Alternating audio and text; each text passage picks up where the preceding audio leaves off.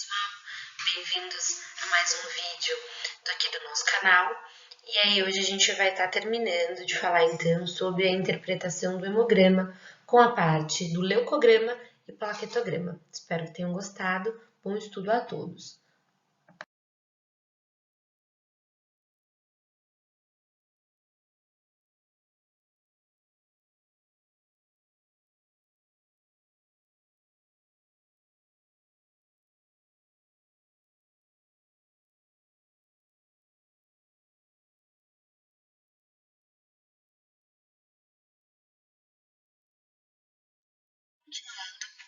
Vamos falar um pouquinho sobre a interpretação do leucograma. Assim como o eritrograma, tem itens que nós precisamos avaliar.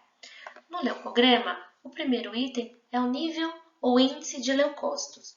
Os leucócitos, eles são células de defesa, principalmente quando há infecções parasitárias, infecções por fungos, infecções por bactérias, nós teremos alteração dessa série.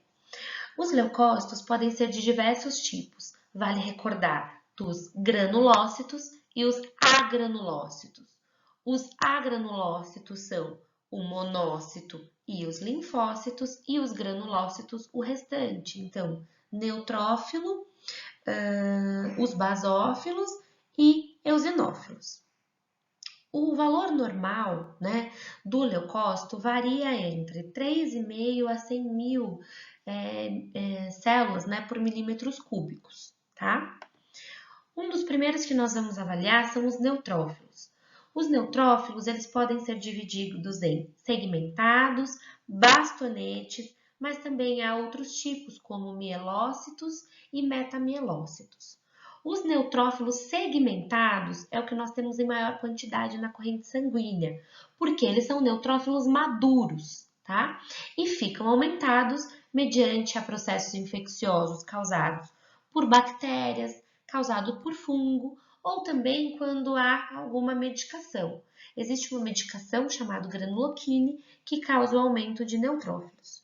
Os bastonetes, mielócitos, eles são neutrófilos muito jovens, tá? Também há uma porcentagem pequena dos bastonetes, mielócitos normalmente zero, e metamielócito é um neutrófilo um pouco mais maduro que o mielócito, mas também pode estar presente na corrente sanguínea em algumas situações.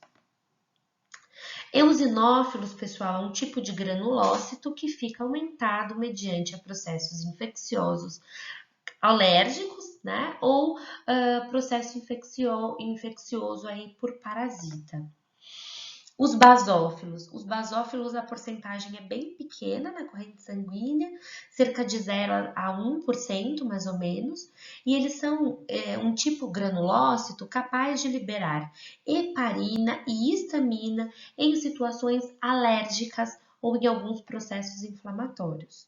Os monócitos têm a capacidade de fagocitose e no tecido ele é chamado de macrófago, e nós temos os linfócitos típicos e os linfócitos atípicos.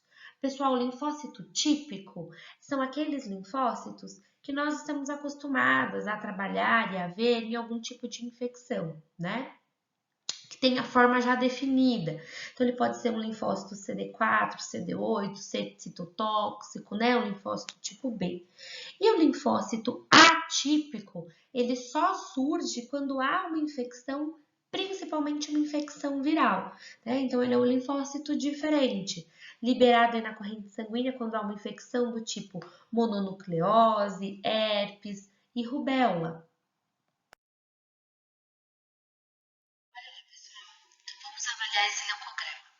Os leucócitos estão 12.280 com valor de referência até 10.500, ou seja, há um aumento de leucócitos, né? Isso é chamado leucocitose. Os neutrófilos são os que mais estão aumentados. Então, provavelmente pode ser, pelo que nós havíamos comentado, alguma infecção provavelmente bacteriana. Os mielócitos e metamielócitos, assim como os bastonetes, que são esses granulócitos imaturos, estão aí dentro do valor de normalidade. com um discreto aumento nos segmentados. Então, eu tenho neutrófilo maduro, né, tentando combater algum tipo de infecção.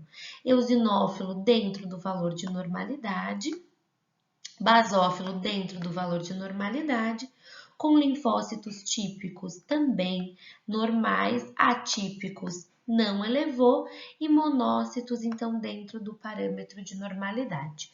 Então veja só, eu tenho uma infecção, provavelmente é uma infecção bacteriana, com um aumento agudo, né, deste granulócito, especificamente o neutrófilo segmentado.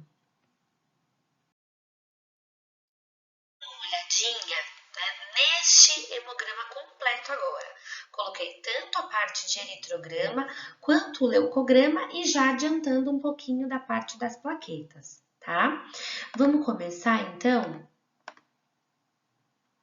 com as hemácias. Dá uma olhadinha, 1,63 milhões.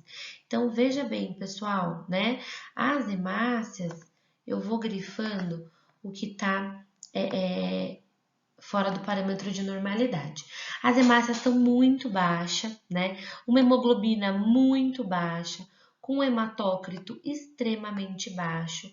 O tamanho delas está dentro do parâmetro de normalidade, com o tamanho de hemoglobina dentro do parâmetro de normalidade e o CHCM também normal. O índice de anisocitose também está dentro do valor de referência. Vamos analisar os leucócitos. Dá uma olhadinha no valor de leucócitos, tá? Então, aqui a gente tem, nessa primeira tabela, a porcentagem, e aqui a gente tem eles milímetros cúbicos. E assim o valor de referência também. Vamos analisar o valor de referência por porcentagem, né? Ou por milímetros cúbicos, tá? Dá uma olhadinha aqui nos leucócitos. Nós temos cerca de 40 leucócitos por milímetros cúbicos, um valor de referência a partir de 2.400. É muito pouco leucócito, tá? Os linfócitos, dá uma olhadinha nos linfócitos, né? Os linfócitos aqui nós temos 100, o valor de porcentagem, então isso aqui tá aumentado, né? E 400 aí, né? Por valor de milímetros cúbicos. Agora, dá uma olhadinha em mielócito, promielócito, bastonetes, eosinófilo, tudo zero, tá? Zero, tá bom?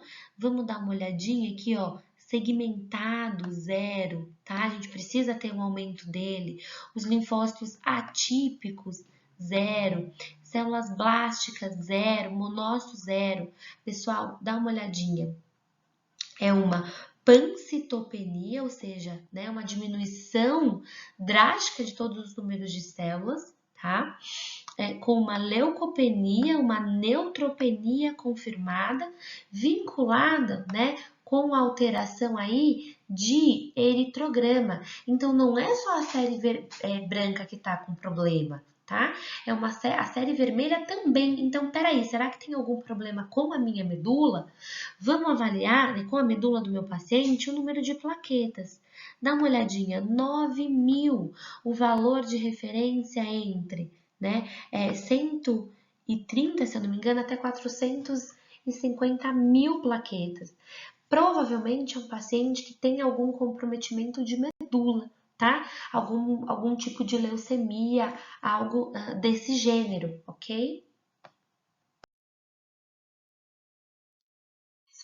Por último, mas não menos importante, a avaliação do coagulograma, né? Ou seja, do plaquetograma, que será avaliado, né?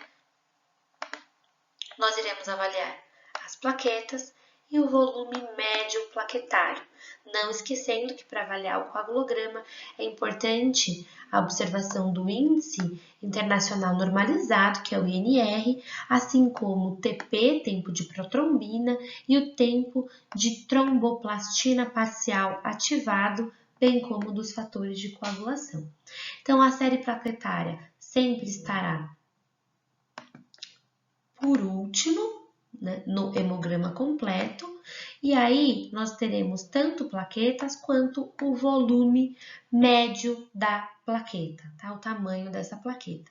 Esse exame laboratorial mostra um resultado de 300 vezes 10 a terceira milímetros cúbicos, significa que você tem aí 300 mil plaquetas, tá? E tem o valor de referência entre 130 a 450, e esse laboratório me dá o valor de referência para crianças, tá bom?